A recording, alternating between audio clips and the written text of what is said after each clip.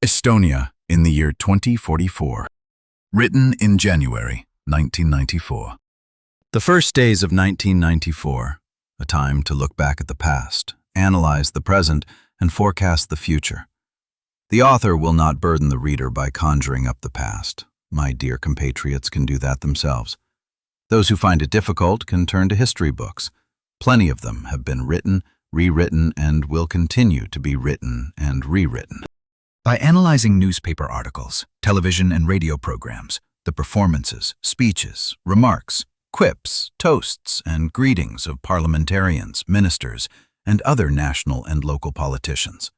By comparing the entire flood of information where pure truth is offered alongside direct lies, where stupidity tries to wrestle down wisdom and vice versa, where cynicism is the primary argument, a la, the poverty line is the sum of money the state is capable of paying to the needy. By observing the speech patterns, the twitching of facial muscles, hands, and shoulders, and the reflection of the soul in the physiognomy and visible external forms of the earthly bodies of these speakers, politicians, ministers, and their lesser brothers and casual clerics. Taking into account that an adult is no more than a child, with the only difference being that a child is a blank sheet of paper, while an adult is, in many cases, a scribbled-over sheet where one occasionally finds a clearly readable and meaningful line, and in very exceptional cases encounter human-worthy text in clear handwriting.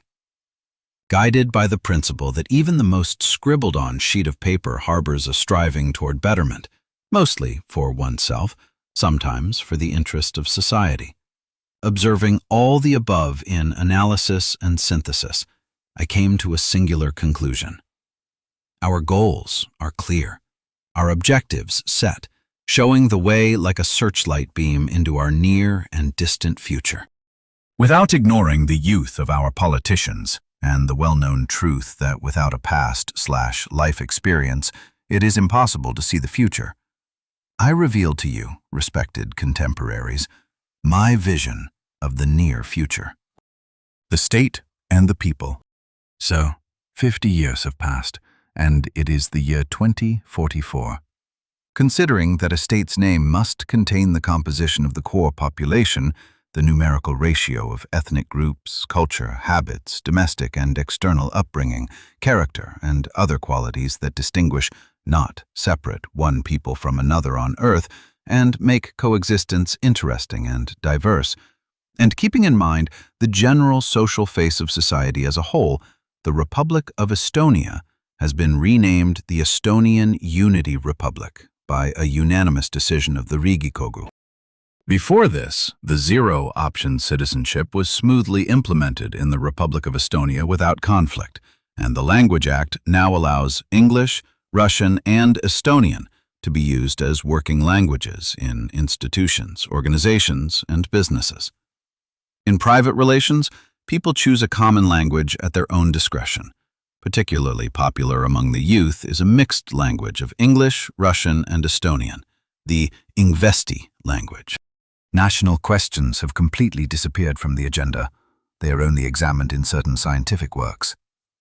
This was briefly addressed in Volume 1, Chapter 2 of the History of the Estonian Unity Republic by historian Mark Larihovsky under the title The Inhibiting Effects of National Issues in the Emergence of the Estonian Unity Republic. Although national issues do not exist in the Estonian Unity Republic, this does not mean the Estonian and Russian peoples are absent. The point is that the times are forever gone when it was thought that Estonians might disappear due to population extinction, or that Estonians would try to assimilate Russians. A completely new phenomenon has emerged, though in a previously known sense. The Russian school and the Estonian school have formed. This is a much broader, deeper, and higher concept than the Estonian community and Russian community, or Estonian-speaking Estonian and Russian-speaking inhabitant of Estonia, once invented by certain figures. School, in this new sense, no longer means a scientific direction or the leanings of certain professors passed on to students. A school, This is the uniqueness of a people, their positive and negative traits, upbringing, habits, educational leanings, manners of behavior and communication. 1,000 different large and small details that make an individual part of a nationality and thereby enrich humanity. The Estonian school, the Estonian people, the Russian school, the Russian people. It sounds good, fits the modern year 2044 society, creates no tension between peoples, and does not force politicians to search for the right expression to avoid offending anyone. At the same time, it brings out the pride and uniqueness of every nationality. Despite the existence of two schools, there are no conflicts in their relations. On the contrary, since there are no national problems, there are no arguments for or against. The youth are united, as mentioned before, by the common Ingvesti language and, let's be honest, by mutual sexual interest in the different, not opposite, school. Politicians have joined parties with the most diverse names, where the schools do not matter, only business interests. Before elections, the entire city is decorated with election posters and colored neon advertisements, where candidate deputies perform striptease, change and demonstrate clothes, drive convertibles with hair blowing in the wind, laugh, raise glasses, dance, tell jokes and unbelievable stories. People cast their vote for the candidate who is the most beautiful and fun. Who needs a sad and ugly deputy?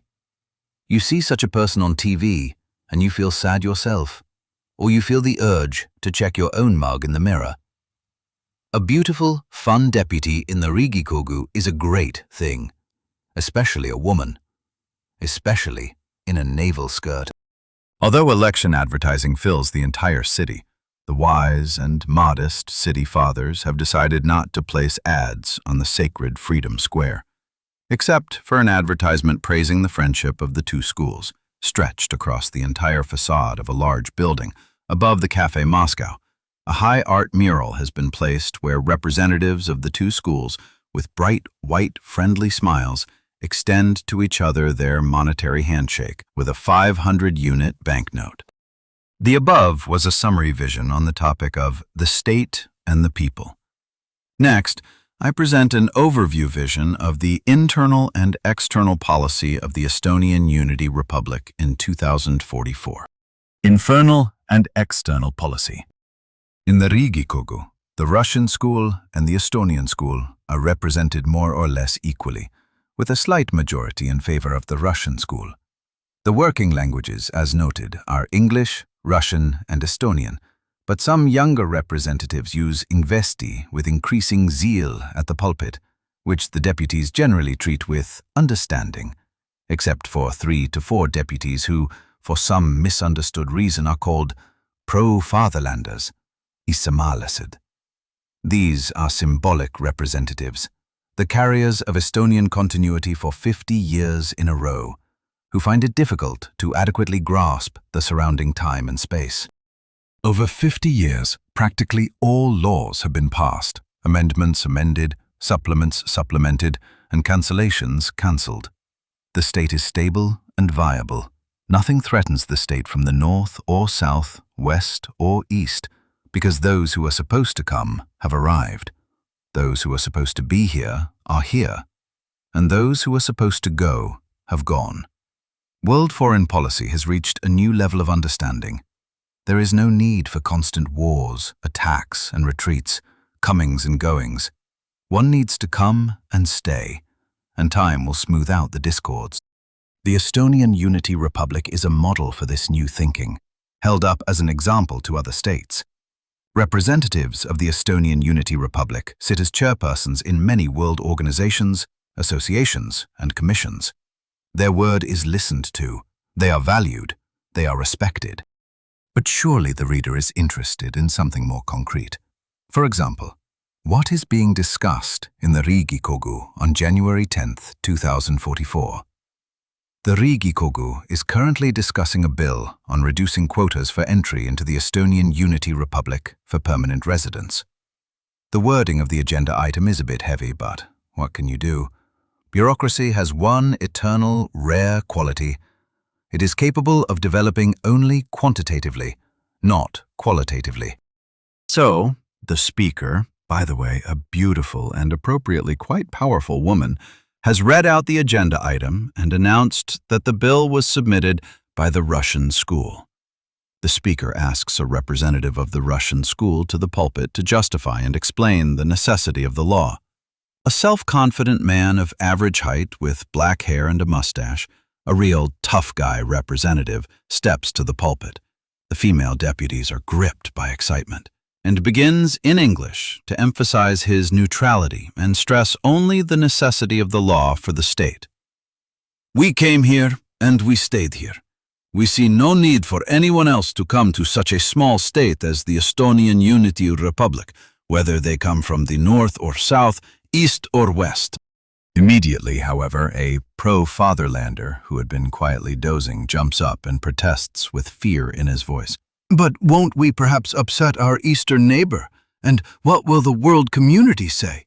Besides, certain cash flows from Russia will cease.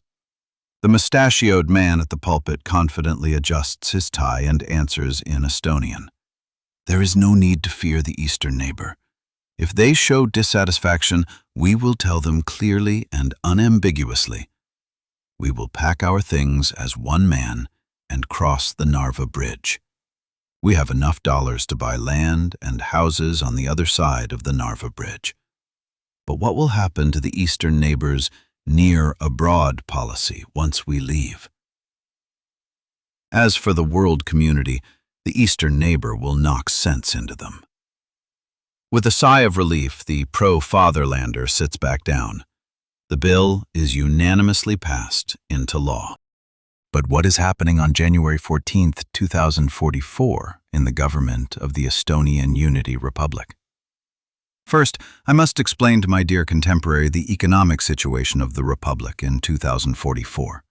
By 2044, the licensed market economy has fully and irreversibly triumphed in the Estonian Unity Republic. The lives and activities of both legal and natural persons are comprehensively and all-encompassingly licensed. This ensures the sustainability of the state and its inhabitants, prevents twitching in the financial markets, and keeps the balances of market participants in a good mood. So, a government session, year 2044, January 14th. On the agenda, the licensing of sexual intercourse. But before we get to the agenda item, the reader should turn back to history, or rather, the present. 50 years before 2044, the question arose at the state level in the Republic of Estonia, to legalize prostitution or not, to be or not to be, and if so, with whom? The question was a tough nut to crack, but it faded away. As industry, production, and trade developed and wealth rose, male members of society realized it was better to have a spirited, sexy, caring, sympathetic mistress with whom you sometimes feel like a child at a mother's breast, sometimes like a lion or a howler monkey, sometimes like being in a boat in a quiet home bay or on a wavy, stormy sea.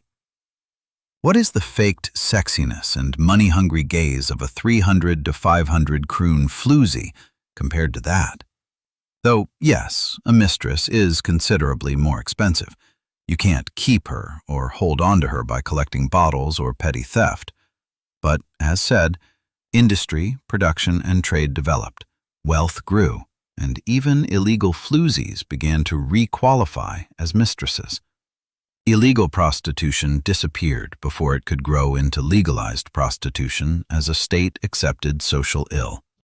Let us return now, or rather step forward, to the government session. The agenda item has been announced. A relatively young clerk who prepared the issue makes the report, noting the following. Thanks to the care of our parties and government, the triumph of a fully licensed market economy has been achieved in our society.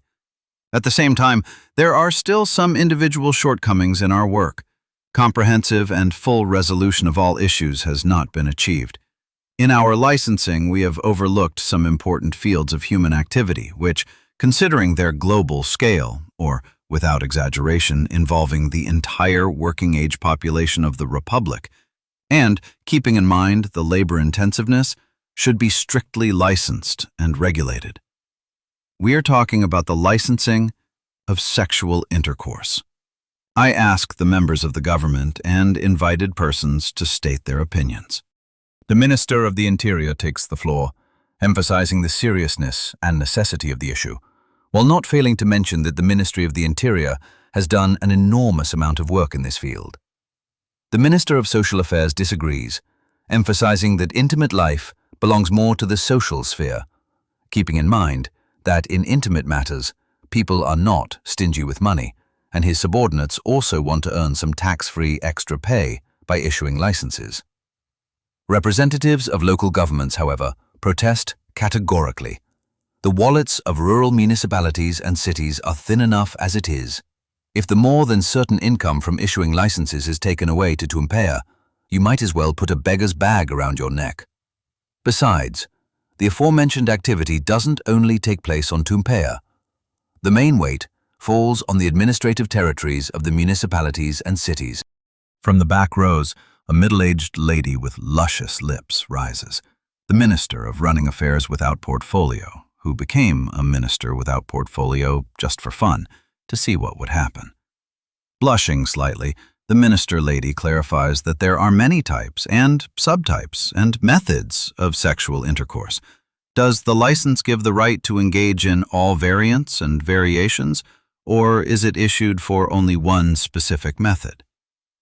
With unanimous approval, it was decided to have order in the state. A license is issued for only one method. The right to engage in all known variants is issued only in exceptional cases. Nevertheless, it was decided to continue the discussion later, as they could not reach a consensus on who should have the right to issue the licenses. Also, the reporter could not give the experienced ministers understandable and unambiguous explanations regarding the variants and variations of said activity. Economy in the year 2044. As noted, the economy continues its upward trend. Privatization ended decades ago, and simultaneously, grabitization ceased. Or, as one minister foresaw as early as 1994, when there are no more objects to privatize, grabitization will also end. The Russian school dominates the economy. Having ethnic ties in Russia and acting without fear of the law and with methods unique only to that school, there is intense trade between East and West, North and South. Goods are transported back and forth, round and round, until the tax board's eyes glaze over and it causes dizziness. The Estonian school tries to find its niche in this chaos, joining in wherever possible, nudging other Estonians aside with their elbows. The most diligent have begun to study, hitting the English language hard and singing, "Away, away, little cranes, over the sea to another land." But those whose wings cannot carry them sigh and remember long-gone times. There was once a little time when people went to Finland to pick strawberries. The most interesting reorganizations have taken place in agriculture. For years, this branch of the economy remained outside the field of vision of the powerful. It brought popularity to no one, and there was nothing there to show foreign guests with whom it was so pleasant to sip champagne. As students say, love comes and goes, but you want beer every day. Agriculture languished and withered until a phenomenon unknown in the world and unique only to the small Estonian Unity Republic manifested itself. Hobby farms began to appear, gradually covering the entire land. The nouveau riche, as well as newcomers from east and west, north and south, citizens, stateless persons and foreigners, bought field and forest land, lakes and rivers, seashores and islets to satisfy their ancient urge for land and nature. Agriculture, in its previously unknown and unseen form, developed and expanded. Particularly vigorous development occurred in the idyllic landscapes of southern Estonia, decorated with hills, lake eyes, and groves. Newly established strips of fields resemble the olive, melon, and orange plantations of Andalusia, Spain. Everywhere, plantations of oak, chestnut, ash, and spruce trees have been established, the sale of whose saplings is one of the most important agricultural export items. Especially in demand in Latin America, Australia, and the Orient, are specially cultivated Christmas trees. As a result of long-term breeding, using special fertilizers, chemical agents, and biotechnology, special varieties of Christmas trees were developed, whose branches remain fresh and possess a unique natural aroma for years.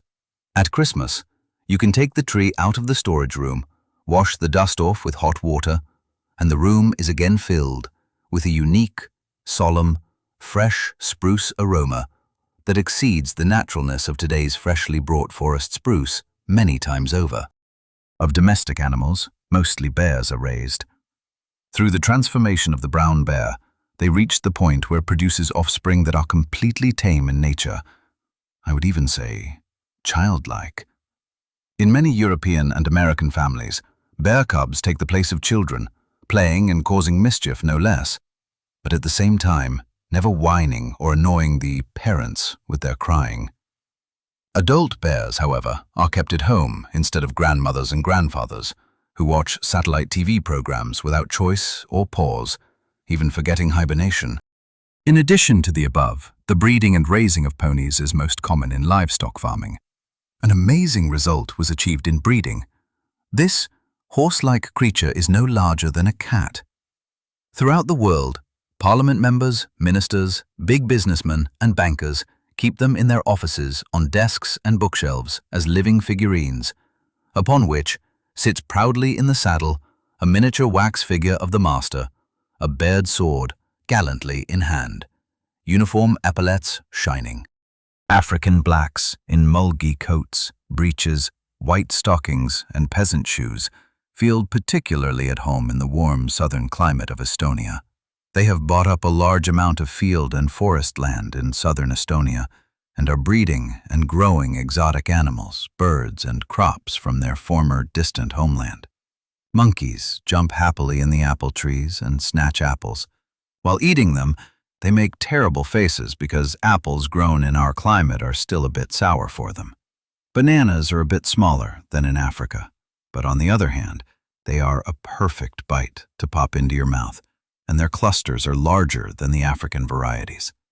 However, the coffee bean grown in our cooler climate has a more bitter taste. At the same time, it has the authentic taste of undiluted coffee, only even better. The coffee was marked with a new trendy marking recently introduced in the Estonian Unity Republic. Estonia. Though, truth be told, no one in the world has been able to guess what the hell this Estonia is supposed to mean, and where on earth such good coffee is grown. New settlers from India raise elephants. The pumping dry of oil fields in Arab countries caused diesel fuel to become more expensive. Therefore, the elephant is becoming a valued means of transport that works on both liquid and solid fuel. Also, the elephant does not pollute the air. By the way, for Estonian readers to know, scientists have determined that the farts or gases coming from the elephant's exhaust pipe are not harmful to health. The reader surely wants to penetrate the idyllic, intimate reality of this future farming in more detail. Fine. Let us admire it together as casual bystanders. June 24th, year 2044. The evening sun sinks behind the hills of Hanjuma. The farmhand Jan is doing the last rounds of inter-row cultivation between the carrot beds with a mini tractor Belarus, rattling once up the hill and then back down to the edge of the forest. A few words about the forest for the reader. Forests have generally disappeared from the landscape, surviving mainly as park forests. To guarantee and link the kroon to the German mark, true in between also to the euro, an old oak growing on top of a hill is used. But since it sways in the wind, the banking figure Boo recommends using a telephone pole to guarantee the kroon. In Boo's opinion, the so-called linking is a completely symbolic thing in a financial sense. For decades, the main guarantee of the kroon's stability was the prescribed poverty line, social aid that gives nothing, and moneyless but paid culture. Increasingly, The thoughts of financiers lean toward linking the croon to a telephone pole, especially since a telephone pole is easy to replace if it rots and falls over. Also, in the age of mobile phones, there are more than enough unused telephone poles. The matter is made easier by the fact that only a few very old people still remember the prescribed poverty line. Only younger and middle-aged people live in the Estonian Unity Republic, as it was found that the existence of pensioners is not justifiable by anything. Social aid, living allowances, and pensions have not been heard of by anyone for a long time. Culture, however, is imported from abroad. It comes cheaper than homegrown production. The Ministry of Culture has been liquidated, its functions given to the Customs Board. So, Jan has reached the edge of the forest with his tractor and turns around, rattling back up the hill. At the edge of the forest, among the carrot beds, the farm lady, Vera Ivanovna, full name, Vera Ivanovna Cornelius, because wealthier Estonians have used Latin-style surnames for decades, is walking, rejoicing in the growth of the carrots and their beautiful appearance. For the reader's information, the new carrot variety does not grow as it does now, root downwards and tops upwards, but vice versa. The tops are downwards, in the ground, but the red, reasonably thick root is upwards, out of the soil. This gives the opportunity to observe the growth of the carrots, to approach each one individually, to stroke away excess soil with fingertips from one, to add soil to another. All this offers the lady of the house joy and pleasant experiences, although the neighboring ladies, Pekkanen and Winnetoy, tease her for it. Especially often, a young Indian woman, Mahara, picks a fight with Vera, as she is in love with Jan and fears that Jan is cheating on her with Vera, which is also true. The Negro woman, Gaga, however, doesn't make a big deal of it, because Jan does not leave her hut without attention at night either. In Gaga's home village, men lived in separate huts from women, but the village women had not divided the men among themselves. Whoever had the time and the desire would stop by a woman's hut at night. Gaga happily stroked the head of her fair-skinned, blue-eyed, curly-haired boy-tot, whom she affectionately called Little Yannick, because she knew, unlike other village men, the farmhand Jan visited her hut the most frequently. It's only Midsummer Day, Janipäev, but the carrots are so uniformly large and red that the farm lady Vera feels something strangely sweet starting to move from under her chest downwards, especially when the fair-haired, tanned farmhand Jan, with his bare, muscular upper body, arrives on his beetle at the edge of the forest near her.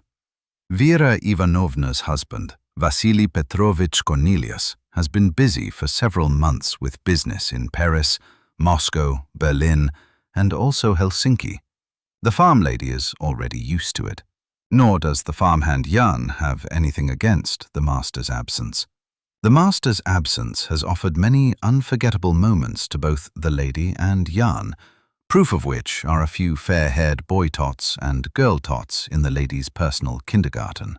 The master of the farm didn't make a deal of it. A brat doesn't have his father's name written on his forehead at birth, and surely something/someone will be left behind by him as a memory in Paris, Moscow, Berlin, maybe also Helsinki. Sexual history has come full circle, only on a different level. While centuries before the emergence of the Estonian Unity Republic, Baltic barons and landlords seduced our country-bred housemaids, now, in 2044, our country-bred farmhands seduce the farm ladies, and one can be quite sure one farmhand achieves more than a handful of Baltic barons. John rattles down the hill again, finishing the last furrow. The sun has sunk behind the hill. Vera Ivanovna has reclined onto the thick, soft moss at the edge of the forest. Put, put, put, the tractor makes its last sounds, and a moment later, the farmhand, John, is fumbling with his thick fingers, trembling with excitement and slightly stained with machine oil at Vera's French-made bra. Only the grunting of bears and the neighing of mini-horses in the nearby paddock, the song of the corncrake, and John's huffing can be heard. Occasionally, some naughty, sleep-troubled monkey tot throws a spruce cone at those lying on the ground, or the trumpeting of an elephant disturbs the happy silence. A summer night in Hanjima, in the year 2044, has taken everything into its warm, mysterious embrace. Scientific achievements. The science of the Estonian Unity Republic has risen to an unprecedented level. Particularly great success has been achieved in gene science. The main activity of people, or FIEs, sole proprietors, consists of trading in genes. FIEs roam through archives, sitting for days and nights flipping through dusty folders, searching for some special qualities, character traits, talents, behavioral peculiarities, or special genes in their ancestors, to then sell them for profit as their own. A man from Vorma discovered that his foremother had been recognized as a witch in the 16th century and burned at the stake. He was given a corresponding paper from the archives. The descendant of the witch set out to prove that he also possessed the special gene of a witch and clairvoyant, therefore having the ability to prophesy, cast spells, and summon spirits. Foreign gene scientists competed with each other to hunt down the witch's descendant to buy 3 drops of blood from him, select that witch gene, and patent it. It is said that the Voru man got a hefty stack of dollars for that gene, but he keeps the amount such a secret that even the tax board doesn't have a clue. Someone reportedly found a document while rummaging in the archives, showing that during the Livonian War, in January 1573, taking advantage of a break in the siege of Paide, a local country maiden had given herself to the Swedish military leader, the former ruler of Saaremaa, Duke Magnus. Today's descendant of the country maiden claims that his blood contains the genes of the great warrior Duke Magnus. Hoping to get a lot of paper, Duke Magnus's descendant offered the Duke's genes to the Estonian Defense Forces.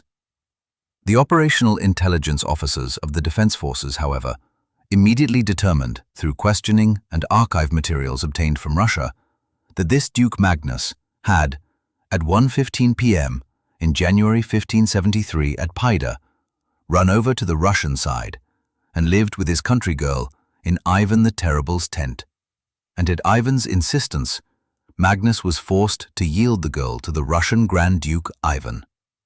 In return, Ivan gave Duke Magnus the title of King of Estonia.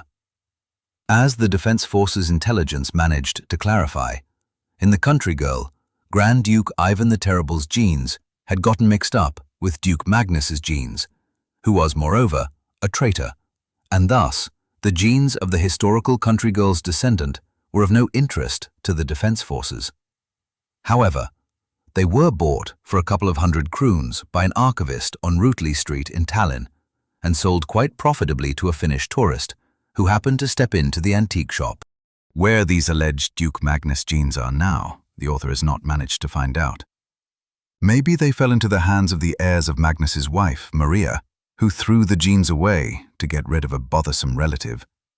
In any case, in April 1573, when Duke Magnus's wedding was held in Novgorod, where Ivan the Terrible had foisted his cousin's 13-year-old daughter, that same Maria, onto him as a wife, the aforementioned country maiden was certainly not seen at the Catholic Church wedding.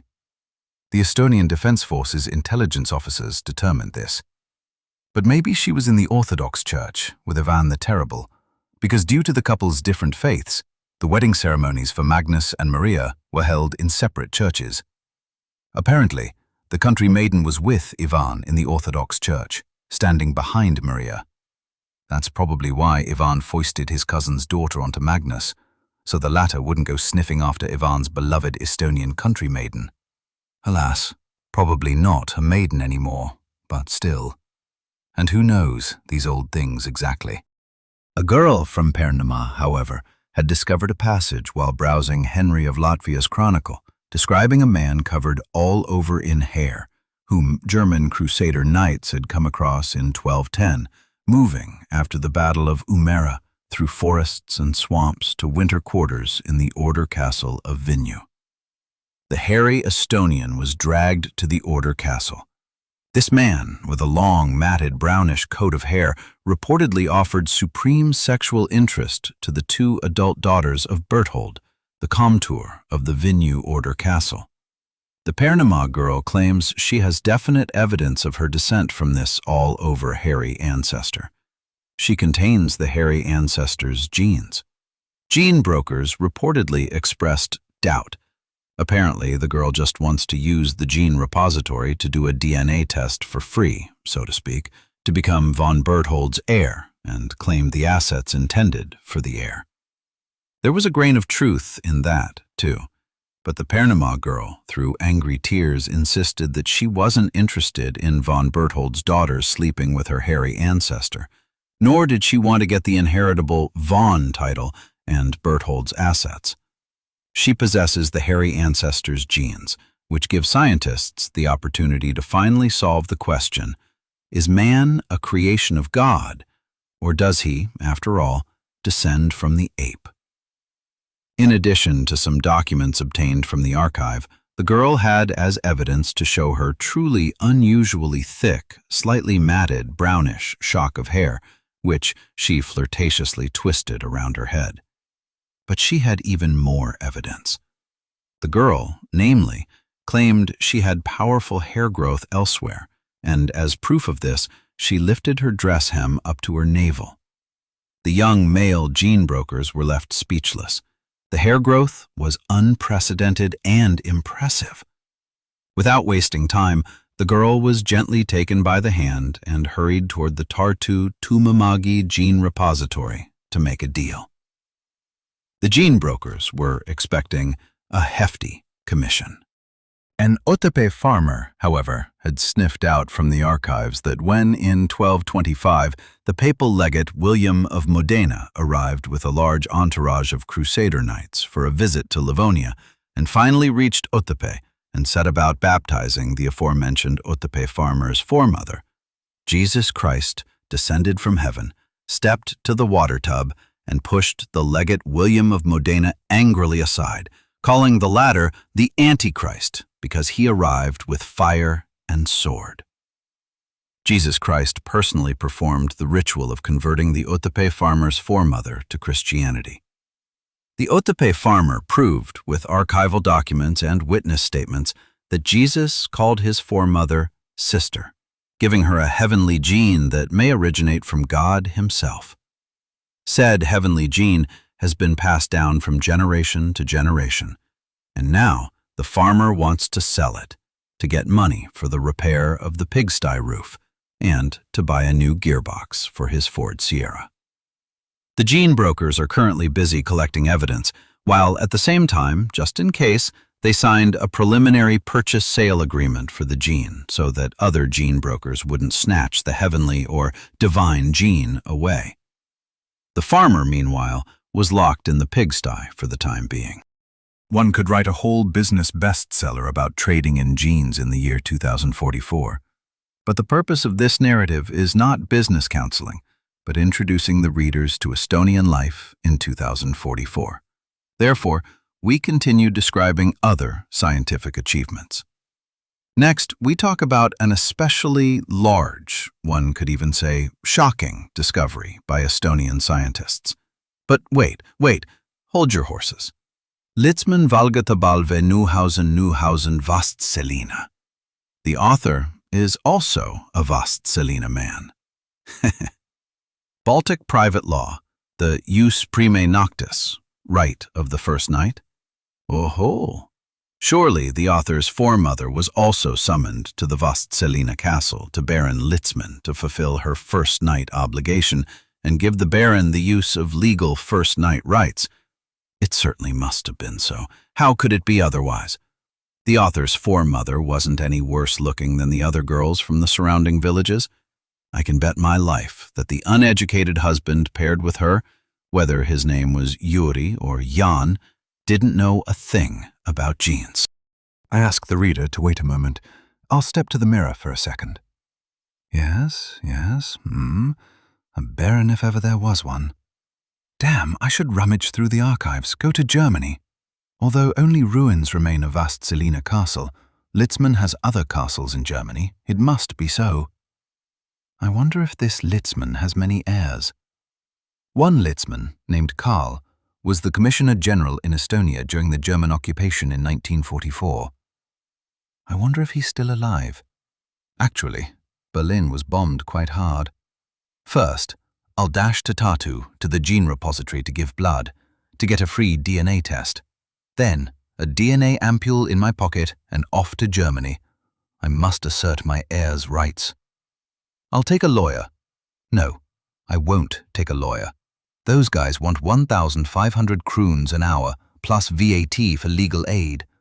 I'll manage myself. Damn it all. I'll push through an amendment act in the Bundesrat, or whatever they have there. I'll apply restitution. I'll take a couple of bottles of Vanna Tallinn, Valga pork cans, bacon, a dozen chicken eggs. I know what the Litzmanns crave. Language barrier? Ha! The author, as a former seaman, speaks all the world's languages. I've chatted in every language with the floozies. One doesn't go to Germany to chat. Oh, my sea, my sea. The Soviet time was beautiful. Standing on the yard of the foremast of the Tallinn Maritime School's training sailing ship, Vega, on the topgallant, against the background of the red evening sun sinking into the sea, a barkentine under full sail approaches Tallinn harbour, a blue kerchief shining from afar. The boatswains whistle, and in a moment the sails are reefed. Now, on the yards with reefed sails, boys in parade uniforms stand straight as needles, hearts pounding. The last kiss was months ago, in the Riga Zoo. Author's explanation. The Maritime School boys called the Riga Summer Theatre or Luna Park dance floor the Riga Zoo. When they happened to have no money, and a cadet usually didn't have much in the blessed Soviet time, they made eye contact with girls through the wire mesh surrounding the dance floor. By the way, zoos have come back into fashion during current paid events as well. Yes, the Soviet time, the Soviet time. Young girls, red cheeks, the proud uniform of a maritime school cadet. Romance. Once, a company commander, a landlubber, asked the author, then a fifth-year cadet just returned from a year of practice, who was at the Maritime School General Assembly with his head uncovered, an indecent question. "Where is your faraska?" In Estonian, uniform cap. How proud it felt to answer that landlubber in front of the whole maritime school. "My faraska is sailing on the stormy Indian Ocean." Yes, Soviet time. Soviet time. Riga Zoo, warm, slightly moist lips, a shy gaze. Now I've fallen into nostalgia. My apologies. But where was I? First night or last night? Oh yes, I promised to talk about science. In the cooperation of scientists from Estonia's 2 schools, it was discovered that the world is not three-dimensional, as Marxist men of science claimed, but one-dimensional, monetary. The new epoch-making discovery quickly took root in practice, penetrating every field of life. Unscientific verbal expressions characteristic of a three-dimensional world, such as "excuse me," "thank you," and "hello," disappeared from use. Life activities followed the rules of a one-dimensional monetary world. For example, if someone stepped on a fellow passenger's toe on a tram, the offender expressed his courtesy and regret by slipping a 5-kroon bill into the victim's pocket. The other party accepted the apology by handing over a 2-kroon bill as a sign of it. Upon entering an office, one didn't say a verbal "hello," but placed a 500 bill on the official's desk. The official accepted the monetary "hello" half-heartedly, so to speak, handing over a 3-kroon bill from a conveniently located stack of money. By the way, the official printed these 3-kroon bills at night in the basement of his private house, so that during the day he could respond to all those in need with a proper and polite monetary hello. A one-dimensional monetary world is very practical and purposeful. Following the example of the Estonian Unity Republic, it began to be implemented worldwide. However, since a one-dimensional world is also extremely primitive and devoid of feeling, I won't dwell on it, and will turn once more back to economic questions in the year 2044. As has already become clear, grabitization and privatization ended decades ago. It is said that the Minister of Grabitization and Privatization fled further back to the West, later sending a resignation letter to the Tallinn General Post Office, General Delivery. Based on the Law of Property Act, which gives owners the opportunity to use, dispose of, possess, and alienate their property without hindrance, the grabitizers/privatizers have already sold and resold the property several times. Once Western businessmen to Eastern businessmen, those onward to Southern brokers, depending on the supply-demand situation. Those who didn't want to deal with the tedious buying and selling ended it with a profitable and carefree bankruptcy. Things in the Estonian Unity Republic are developing. Life is becoming more beautiful. Life is becoming more fun. In the last months of 2044, the Land Exchange Party submits a bill to the Riigikogu that provides for declaring the entire territory of the state to be under nature protection, so that this piece of land called Estonia could then be exchanged for a desert plain in Palestine. But the Land Exchange Party remains in the minority in Parliament. The Land Exchange Bill is removed from the agenda by a democratic vote.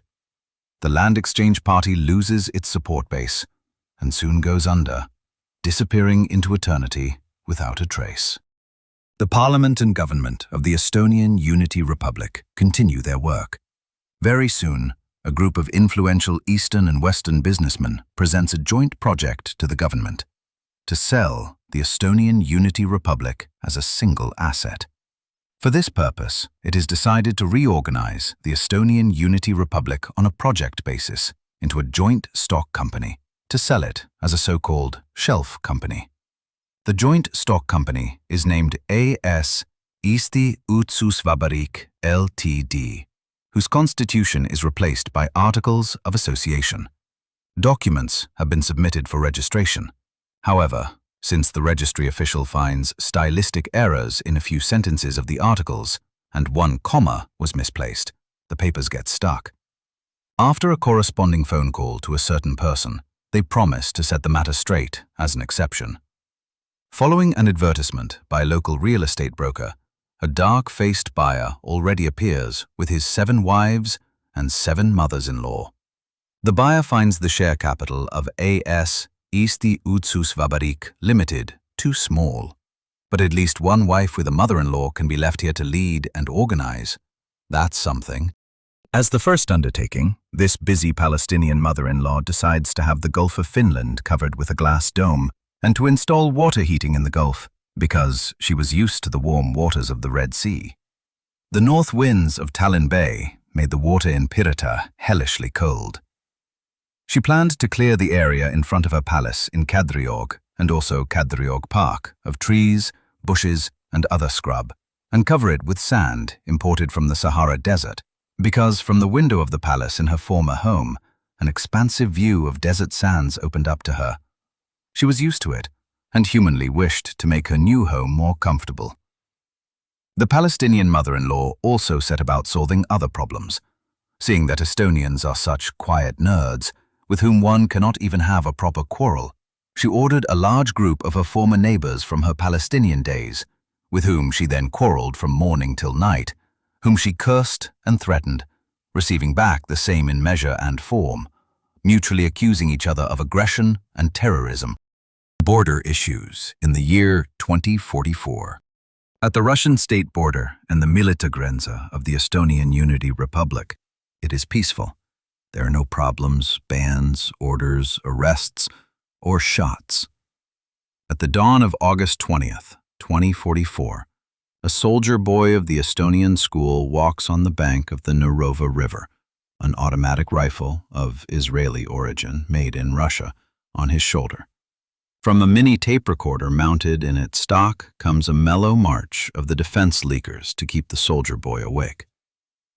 "The dawns here are quiet," the soldier boy says to himself. "Don't yell, damn it, let me sleep," comes the grumpy, friendly admonition of a Russian border guard from the other side of the river. And everything is peaceful again.